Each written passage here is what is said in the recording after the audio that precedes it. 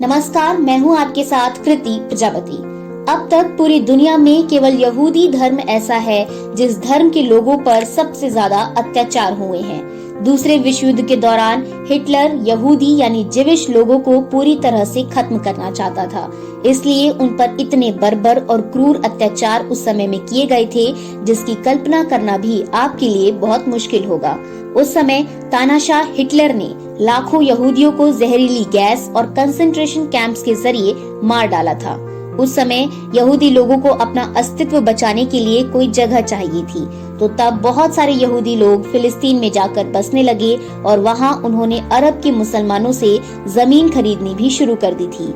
इसके साथ ही दूसरे विश्व युद्ध के दौरान ब्रिटेन ने यहूदी लोगों से ये कहा कि अगर वो इस युद्ध में उसका साथ देते हैं तो वो यहूदी लोगों के अस्तित्व को बचाने के लिए उन्हें कुछ जमीन फिलिस्तीन में दे देगा ताकि यहूदी लोग भी अपना खुद का देश बना सकें। लेकिन ब्रिटेन ने यही दावा फ्रांस, सऊदी अरब और रशिया से भी किया था कि अगर ये देश युद्ध में ब्रिटेन का साथ देते हैं तो फिलिस्तीन की जमीन ब्रिटेन इन देशों को दे देगा। फिलिस्तीन पहले टर्की का हिस्सा था और टर्की में राज था ऑटोमन एम्पायर का, और दूसरे विश्व युद्ध तक टर्की के ऑटोमन एम्पायर का पूरी तरह से पतन हो चुका था। युद्ध के बाद आखिरकार फिलिस्तीन में यहूदी धर्म के लोगों को बसा दिया गया। वर्ष 1947 में जब संयुक्त राष्ट्र यानी यूएनओ ने फिलिस्तीन का विभाजन किया, तब ये तय हुआ कि इस पूरे क्षेत्र के 44% इलाके में फिलिस्तीन बनेगा और 56% इलाके में इजराइल बनेगा, और जो जेरूसलम है यानी वो जगह जहाँ पर यहूदी, ईसाई और इस्लाम तीन धर्मों के लोग एक साथ दावा करते हैं, वो इलाका संयुक्त राष्ट्र के नियंत्रण में रहेगा। इस बंटवारे के बाद इजराइल का नक्शा कुछ ऐसा हुआ करता था, जिसमें 1917 से पहले ये मैप कुछ ऐसा था, 1947 में ये कुछ ऐसा था और वर्तमान में ये मैप ऐसा है, जिसमें जो एरिया आप हरे रंग से देख रहे हैं वो इजराइल है और जो एरिया आप पीले रंग से देख रहे हैं वो फिलिस्तीन है। तो इसमें आप देख सकते हैं कि इजराइल का धीरे धीरे विस्तार होता चला गया और फिलिस्तीन सिकुड़ता गया।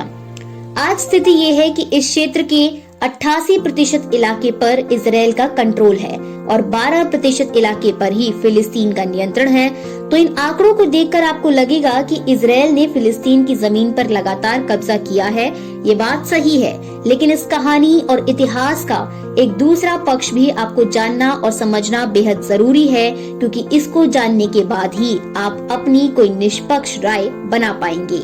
दुनिया में इस्लाम धर्म सिर्फ 1400 वर्ष पुराना है, जबकि यहूदी धर्म लगभग 4000 वर्ष पुराना है। ये बात सही है कि इजराइल देश वर्ष 1948 में ही बना था और इससे पहले यहाँ फिलिस्तीन के अरब मुसलमानों की ही जमीन थी।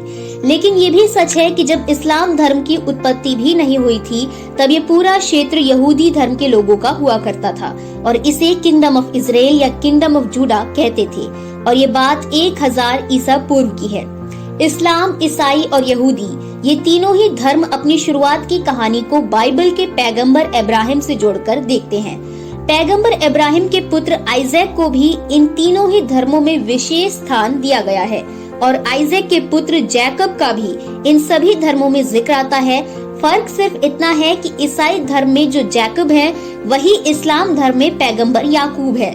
और दिलचस्प बात यह है कि आइजैक के पुत्र जैकब को ही इजराइल भी कहा जाता था और उन्होंने ही अपने 12 पुत्रों में 12 कबीलों को बांटकर इजराइल राष्ट्र की स्थापना की थी। इन 12 पुत्रों में उनके एक पुत्र का नाम था जूडा, जिन्हें यहूदा भी कहते हैं, और यहूदा के नाम पर ही उनके वंशज यहूदी कहलाए और उनका धर्म यहूदी माना गया। फिलिस्तीन के मुसलमान जिस भूमि को अपना बताते हैं, उस भूमि पर आज से 3000 वर्ष पहले यहूदा साम्राज्य का शासन था, और इस हिसाब से देखें तो फिलिस्तीन के मुसलमानों से हजारों वर्ष पहले ये भूमि यहूदी धर्म के लोगों की हुआ करती थी। आज जिस तरह का टकराव यहूदी और इस्लाम धर्म के लोगों के बीच है, वैसा ही टकराव एक समय पर ईसाई और यहूदी धर्म के लोगों के बीच हुआ करता था। ईसाई धर्म की नींव रखने वाले ईसा मसीह का जन्म एक यहूदी परिवार में हुआ था और यहूदी धर्म के लोगों ने ही उन्हें सूली पर चढ़ाया था, जिसकी वजह से ईसाई धर्म के लोग हमेशा यहूदियों से नफरत करते आए हैं। दूसरे विश्व युद्ध के दौरान हिटलर ने भी इसीलिए यहूदियों का नरसंहार किया।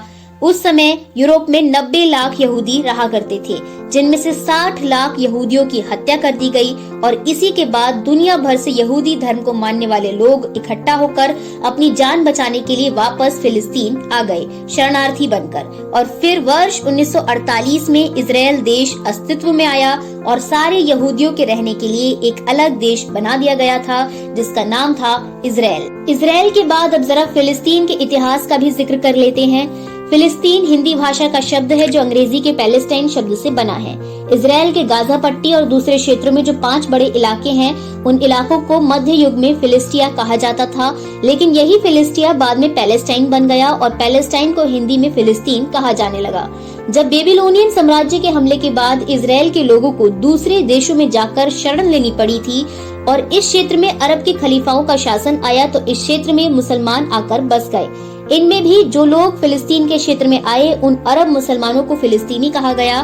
फिलिस्तीन के मुसलमानों ने यहूदी धर्म के लोगों की जमीन पर कब्जा किया, लेकिन जब इजराइल बना तो उसने ये जमीन फिलिस्तीन के मुसलमानों से वापस ले ली और तभी से इजराइल और फिलिस्तीन में धर्म और जमीन को लेकर के लगातार ये विवाद जारी है।